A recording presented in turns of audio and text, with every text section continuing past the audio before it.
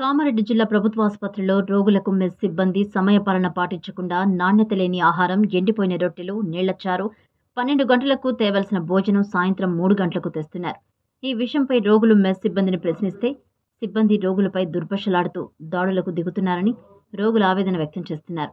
Mess సిబ్బంది చేతులకు బ్లౌజులు వేసుకోకుండా, తలకు హెడ్ క్యాప్స్ పెట్టుకోకుండా భోజనం వడ్డిస్తున్నారని రోగులు ఆవేదన వ్యక్తం చేస్తున్నారు.